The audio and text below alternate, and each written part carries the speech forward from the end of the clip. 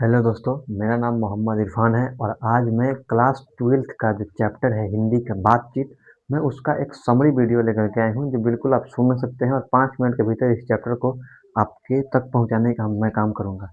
बातचीत पढ़ते हैं। बातचीत क्या है? तो बातचीत बाल कृष्ण भट्ट के द्वारा लिखा हुआ है एक ललित निबंध है। बाल कृष्ण भट्ट के द्वारा लिखा हुआ एक ललित निबंध है। बाल कृष्ण का भट्ट 23 जून 1844 से उनका जन्म हुआ था और 20 जुलाई 1914 को उनका देहांत हो गया, वो डेथ कर गए 20 जुलाई 1914 को। वो भारतेंदु युग के रचनाकार थे।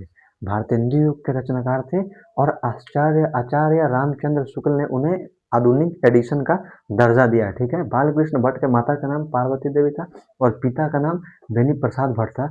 इनका निवास स्थान यानी कि जो जन्म जहाँ लिए उनका निवास स्थान जो था वो इलाहाबाद था। और इस चैप्टर है बातचीत, जो चैप्टर है इस बातचीत के चैप्टर्स में वाक शैली यानी कि जो बातचीत की जो शैली है उस पर बालकृष्ण भट्ट जी ने प्रकाश डाला है।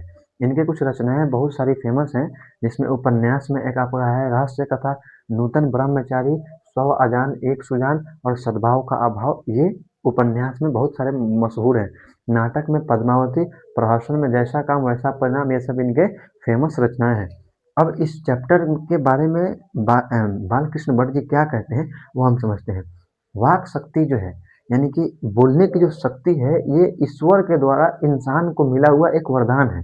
इस चैप्टर में बालकृष्ण भट्ट कहते हैं कि जो वाक शक्ति है वो ईश्वर के द्वारा मनुष्य को मिला हुआ एक वरदान है।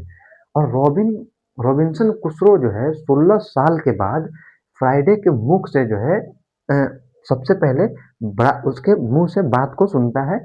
रॉबिन्सन क्रूसो बातचीत जो है, बातचीत से क्या है कि जो मन में मवाद और धुआं जमा रहता है ना, वो भाप बनकर बाहर निकल जाता है। बातचीत करने से जो मन में मवाद और धुआं जो है भाप बनकर जमा वो निकल जाता है, भाप बनकर बाहर निकल जाता है। अब ये कहते हैं इसमें कि 3 आदमी के बीच के जो बातचीत होता है वो अंगूठी पे नग, अंगूठी में जो नग होता है उसके जैसा होता है। 3 आदमी के बीच बातचीत अंगूठी पे नग जैसा होता है। 4 आदमी में केवल फॉर्मेलिटी की बात होती है, मतलब पर्सनल बातें शेयर नहीं हो सकती है 4 आदमी की। और 4 से अधिक हो जाए तो फिर तो कहना ही क्या, राम नवल बन जाता है वो। उसमें कोई भी आप प्राइवेट बात शेयर नहीं कर सकते 4 आदमी से अधिक बात में। दो बुड्ढों के बीच यानी दो जो उम्रदराज व्यक्ति हो उनके बीच जो हो जमाने की शिकायतें की बातें होती हैं। आप देखेंगे जो दो उम्रदराज जो बुड्ढे हैं हमारे गांव के, जो हमारे दादा समान होते हैं, उनमें ज़माने की शिकायतें होती रहती हैं, ज़माने की शिकायत। 2 पढ़े-लिखे के बीच जो बात होती हैं, उनमें शेक्सपियर की बातें होती हैं, मिल्टन की बातें होती हैं। 2 समाज में 2 बुड्ढियों के बीच में, 2 उम्रदराज औरतों के बीच में जो बातें होती हैं, वो बहू और बेटों का गिला-शिकवा शिकायतें होती हैं 2 बुड्ढियों के बीच में बात। यूरोप के लोग में जो होता है यानी कि बालकृष्ण भट्ट कहते हैं कि यूरोप के लोगों में आर्ट ऑफ कन्वर्सेशन में जो है ना वो बहुत ही माहिर है, प्रवीण है, बहुत ही प्रवीण है आर्ट ऑफ कन्वर्सेशन से। मनोवृत्ति, मन के साथ बातचीत, मन के बाद साथ बातचीत जो होता है उसको बोलते हैं मनोवृत्ति। और देखिए यहाँ पे जो है एडिशन के अनुसार जो है बातचीत यानी कि असल बातचीत जो है केवल 2 इंसान के बीच ही हो सकती है। एडिशन के अनुसार असल बातचीत जो है वो 2 इंसान के बीच ही हो सकती है।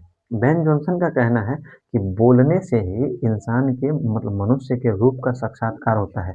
इंसान के बोलने से ही मनुष्य के रूप का साक्षात्कार। आप नाम को याद रखेंगे। बातचीत का उत्तम तरीका क्या है? बातचीत का सबसे उत्तम तरीका है कि अवाक होकर स्वयं से बात करना। अवाक होइए और स्वयं से बातचीत करें। ये बातचीत का सबसे उत्तम तरीका है। तो यही बातचीत का चैप्टर्स है जिसमें बालकृष्ण भट्ट जी कहते हैं। और इस चैप्टर को हम लोग यहीं पे खत्म करते हैं। समरी वीडियो है इसका। आप सबको अगर पसंद आया हो तो आप सब वीडियो को लाइक करें और शेयर करें दोस्तों में और चैनल को सब्सक्राइब करें। धन्यवाद।